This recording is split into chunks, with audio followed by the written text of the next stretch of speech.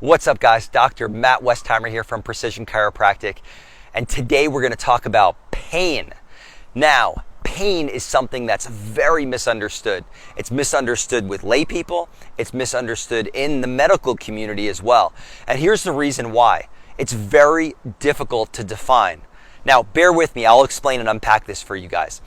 Normally when we do, for example, neurological tests, there's certain things that are just yes or no. Either they're there or they're not. When you're testing cranial nerves, they're there or they're not. Well, cranial nerves are always there, but the responses are either there or they're not.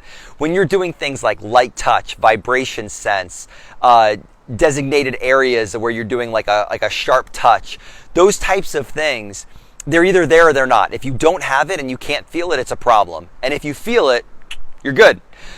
But when it comes to pain, it's all about perception. So pain travels through what's known as the nociceptors, and it goes into the thalamus, then that goes into the cerebral cortex. And the cerebral cortex is where that is consciously perceived. Now let me give you an example what I mean by conscious perception. Imagine going to get a tattoo. Like if I was going for a tattoo, I go in there, I don't have one, but if I did, I know that for me, it's probably going to be extremely painful. And I'm going to be squirming and fighting to stay still because it's hurting bad. Other people I've heard go for tattoos and they have this euphoric experience. Same needle, same procedure, same area, same sensation, but the perception of it is completely different. Another example is you see sometimes in sports, some athletes will get the exact same thing. They barely feel it. Other ones, it's excruciatingly painful. So when it comes to pain, what I want you guys to think about, number one, pain is a conscious phenomenon. Now there are certain things that can increase and decrease our perception to pain.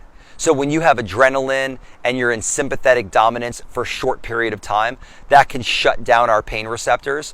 But chronic pain, so when you have pain for a long period of time, our body doesn't override that anymore, and we get something that's known as central sensitization, where our body is on constant high alert. It's almost like when you hear something in your home and it's late at night, it's like all of a sudden you're super alert, all of your senses are there, your pupils dilate, your ear becomes really acute, and all of a sudden, like if anything happens, you're totally aware of that at the moment. So that is a natural thing that happens when you're sensitized to a situation. So chronically, when you have pain over a long period of time, you have central sensitization where now that certain touch that normally wasn't painful now is much more painful. Let me give you one more quick example. You take a glass of water, and if you have an 8-ounce glass of water and you pour 2 ounces into it, you feel nothing. You see nothing. Nothing happens. But if you had 7 ounces of water already in that glass and now you pour 2 ounces in, all of a sudden it's overflowing and flooding your floor. So that is what central sensitization is. It raises that threshold. So the same response that normally wouldn't cause an issue now causes an issue.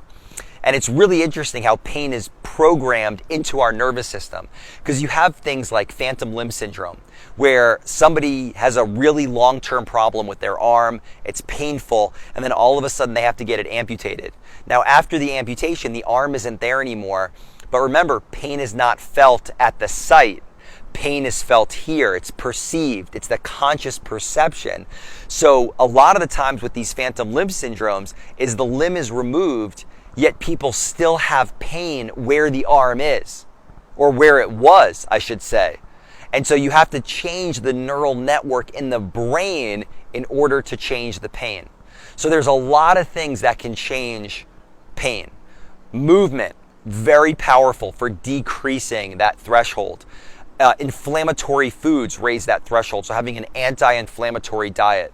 Structural chiropractic care helps to recircuit and rework the nerve system and create this thing known as neuroplasticity. So that's why if you go to a chiropractor and they tell you that you have to go to a series of chiropractic adjustments in order to create a change, that's why, because of neuroplasticity, because your body has been recircuited and neural networked a certain way for so long. Each adjustment helps to break down that pattern and to reprogram through neuroplasticity these healthy neural connections, which then not only helps you to feel better, but also makes the body stronger so you become more resilient, so the same kind of stimulus doesn't cause that problem. So you create this positive feedback loop in a really good, healthy way. So that is the power of your ability to control your pain rather than just treating the symptoms. We don't want to look at it as pain is good or pain is bad. If you have pain, it's bad. If you don't have pain, it's good. If you have pain, you shut it off. If you don't have pain, that means that you're perfectly healthy.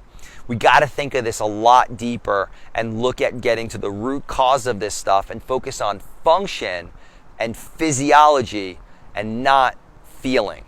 So I hope this was helpful for you guys. Please share this if you find value in this. Share it with somebody that you care about.